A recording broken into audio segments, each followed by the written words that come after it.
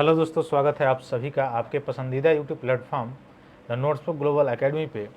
हम लोग बात करने वाले हैं कि इंडिया के डिफेंस सेक्टर में जो एक्सपेंडिचर है, जो व्यय है, जो रक्षा व्यय कहा जाता है, उसमें बढ़ोतरी होने के कारण आपको दिखाई देगा कि इंडिया टॉप 10 में शामिल हो चुका है।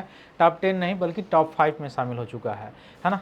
इससे पहले आपको ये दिखाई देगा कि वो टॉप 10 में था, अभी टॉप 5 में है, ठीक ना। और वही हमारा पड़ोसी जो देश है पाकिस्तान, उसकी स्थिति अगर आप देखने का प्रयास करेंगे तो 27वें नंबर पे, 27वां पोजीशन उसका अभी बना हुआ है। टॉप पे अगर देखा जाए तो यूएस है ना। तो यह जो रिपोर्ट आपको दिखाई देगा यह सिपरी से अलग रिपोर्ट है। सिपरी का जो रिपोर्ट होता है वह रिपोर्ट दिखाता है कि कोई देश कितना हथियारों का खरीदारी कर रहा है या रक्षा क्षेत्र में कितने बड़े लेवल की खरीदारी किया जा रहा है किसी देश के द्वारा, वह सिपरी के द्वारा निकाला जाता है रिपोर्ट, जिसमें आपने देखा होगा कि भारत टॉप 10 में बना हुआ रहता है, हमेशा टॉप 2 टॉप 3 में बना रहता है, मतलब आयात करने में माहिर है भारत, है ना। तो उस दिशा निर्देश से आपको दिखाई देगा कि आयात करने के साथ साथ भारत का एक कदम आपको ये भी दिखाई देगा कि अपने लेवल पे, घरेलू क्षेत्र पे, डोमेस्टिक लेवल पर भी धीरे धीरे मैन्युफैक्चरिंग करना अब भारत के द्वारा शुरू कर दिया गया है। जैसे ब्रह्मोस हो गया, राफेल हो गया, और भी बहुत सारी चीज़ें हैं, है ना, राइफल्स हो गए, इन सब का, या हेलीकॉप्टर्स हो गए, या यूएवी जो हो गया वह हो गया, है ना, ड्रोन हो गए, तो इसका भी मैन्युफैक्चरिंग बड़े लेवल पर भारत करना शुरू कर दिया है। अब इन सभी चीज़ों का जब मैन्युफैक्चरिंग होगा तो आपको समझ में आ रहा है कि इस पे क्या है, पैसा या व्यय इस पे होगा, ये एक्सपेंडिचर होगा ही। लेकिन यह एक्सपेंडिचर आपको दिखाई देगा कि ओवरऑल समय में जो अगर घरेलू क्षेत्र में डोमेस्टिक लेवल पे किया जा रहा है इन्वेस्टमेंट, तो वो क्या करता है, ओवरऑल देके पूंजी व्यवस्था आपको, या मुख्य रूप से आपको देखा जाए एक पूंजी देके जाता है, एक कैपिटल देके जाता है, अर्थात वह ऑन द होल पे आप क्या कर सकते हैं, मार्केट में उसको बेच सकते हैं। जैसे आपको दिखाई देगा कि यूएस से क्या करता है, उसको विश्व भर में यही काम वो करता है। रसिया देख लीजिए, चाइना देख लीजिए, है ना। इवन सिपरी के रिपोर्ट में चाइना जो है टॉप 10 में हुआ करता था, अब टॉप 10 में नहीं है। उसका कारण क्या है, उसका कारण है कि वो अपने लेवल पे, अपने घरेलू क्षेत्र पे, डोमेस्टिक लेवल पे इतने बड़े लेवल पर मैन्युफैक्चरिंग कर रहा है कि उसकी घरेलू आवश्यकताएं तो पूरी हो ही जा रही हैं, साथ ही साथ बाहरी देशों को भी वह क्या कर रहा है, बेच रहा है। तो आप बाहरी देशों के तभी बेच सकते हो जब अपने वहाँ, आपके वहाँ मैन्युफैक्चरिंग लेवल बड़े लेवल पे हो, उत्पादन बड़े लेवल पे हो, प्रोडक्शन बड़े लेवल पे हो, तो आप जाके। और दूसरा चीज़, केवल प्रोडक्शन की बात नहीं है, ट्रस्ट और जो है अगर देखा जाए तो बुनियादी ढांचा, ये अगर आपका बढ़िया बना हुआ है तो उसके साथ साथ आपको दिखाई देगा कि ओवरऑल दीर्घकाल में ये दिखाई देगा कि आपको बेनिफिट ही देके जाएगा। जब उसमें आप इन्वेस्ट करना चाहेंगे, निवेश करना चाहेंगे, निवेश करेंगे तो, है ना।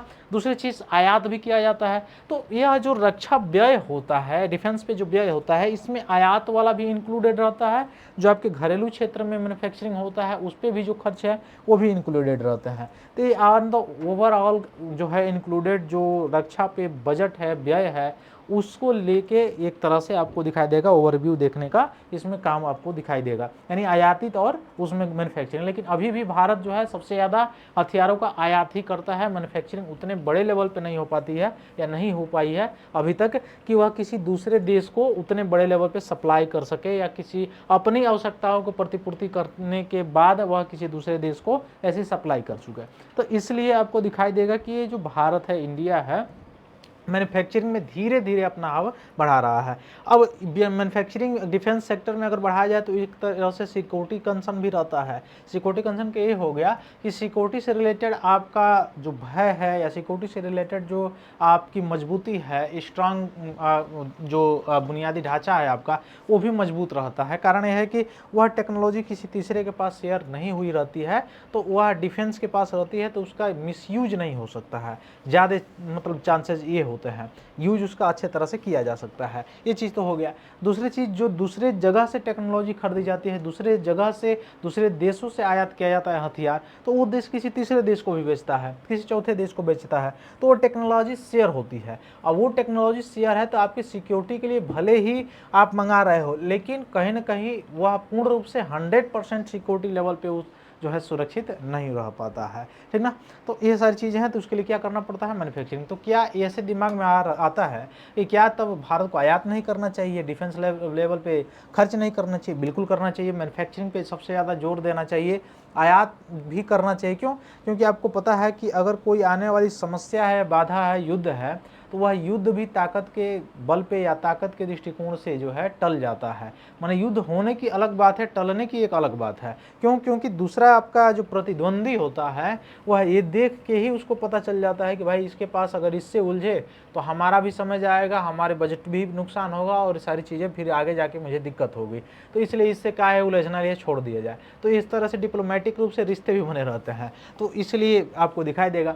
तो भारत का अभी टॉप 5 में मैं बता रहा था। दूसरा चीज ऐसा नहीं कि वह यूएस को पार कर गया है, अभी भी यूएस नंबर 1 पे बरकरार बना हुआ है। तो जैसे मैंने बताया कि यूएस बरकरार नंबर 1 पे बना क्यों हुआ है, उसका कारण क्या है, आपको ये दिखाई देगा कि सबसे ज़्यादा वो रक्षा बजट उसका जो है पेश होता है। दूसरा चीज़ आपको ये दिखाई देगा कि वो ऐसा नहीं कि आयात करने की वजह से मतलब ऐसा दिखाई दे रहा है वो, या मैन्युफैक्चरिंग मुख्य रूप से उसके व्यय में के हिस्से में अगर देखा जाए तो ये नहीं कि आयात करने के दृष्टिकोण से आप देख सकते हैं वह खुद जो है सप्लाई करता है। इसका मतलब वो अपने लेवल पे, बड़े लेवल पे क्या कर रहा है, मैन्युफैक्चरिंग कर रहा है, उस पर वो जोर दे रहा है और उस पर वह लगा रहा है पैसा, और उसको उससे 2 गुना 3 गुना 4 गुना 10 गुना क्या होता है, बेनिफिट होता है। ठीक है, और इसका डिप्लोमेसी के रूप में इसका यूज भी किया जाता है। आपने देखा भी होगा, हड़काना चाहिए, यूक्रेन को हड़काना हो या विश्व में कहीं भी आपने देखा होगा टेरिफ वगैरह सारी चीज़ें।